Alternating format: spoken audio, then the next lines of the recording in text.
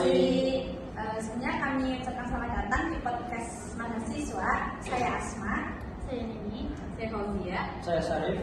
Pada kesempatan kali ini kita akan ngobrol santai nih mengenai bagaimana sih Pancasila itu bisa menjadi panduan kita di dalam berpolitik sehat. Di segmen pertama.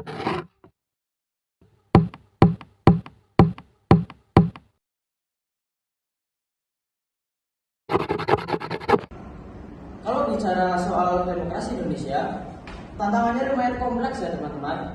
Misalnya aja budaya patriominalisme, di mana loyalitas masyarakat lebih ke tokoh atau figur, bukan ke ide atau program. Betul, dan yang tidak kalah berbahaya itu penyebaran hoax politik, apalagi di masa kampanye.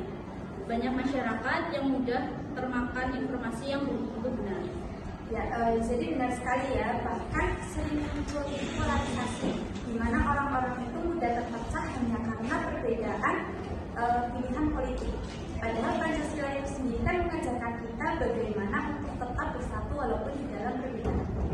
Dan jangan lupa soal money politik, masih banyak yang melihat politik sebagai ajang transaksional, bukan sebagai alat memperjuangkan keadilan sosial. Oke, selanjutnya ke segmen kedua.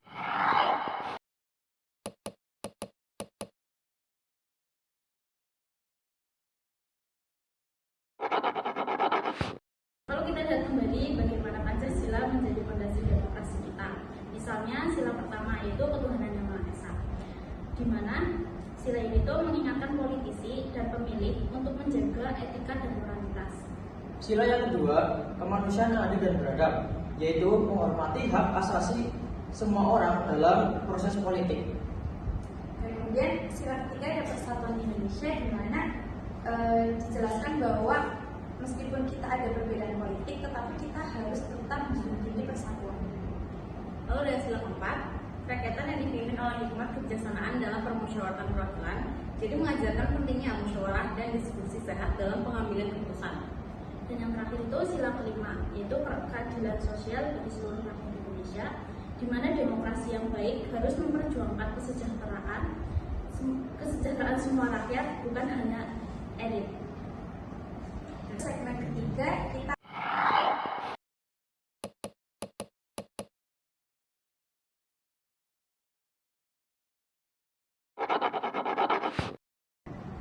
Kita mau kasih beberapa contoh bagaimana kampanye politik sehat bisa dikembangkan lewat kearifan lokal.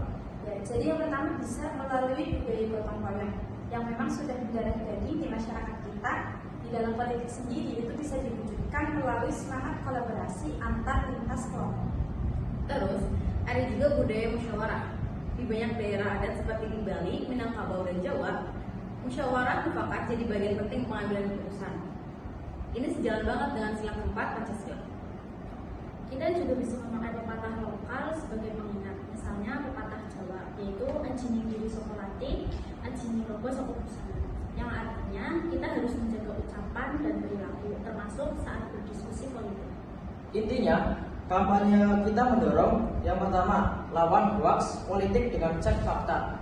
Yang kedua, gunakan hak pilih secara bertanggung jawab. Yang ketiga, berdiskusi secara santun, bukan saling menyerang. Dan yang keempat, kembangkan pendidikan politik yang berbasis kearifan lokal. Sampailah kita di penghujung segmen ya teman-teman, yaitu segmen penutup. Jadi sobat demokrasi Indonesia itu sangat unik karena dibangun di atas nilai-nilai Pancasila. Jadi oleh karena itu mari kita jaga kebersamaan kita melalui demokrasi Pancasila itu sendiri. Nah, mulai dari hal sederhana, jangan sebar hoax, hargai perbedaan, dan tetap kritis dalam memilih. Dan jangan lupa, demokrasi sehat bukan hanya soal pemilu, tapi juga bagaimana kita berdiskusi, berdebat, dan membuat keputusan bersama. Terima kasih sudah mendengarkan. Sampai ketemu di episode selanjutnya. Salam demokrasi. Salam demokrasi Pancasila.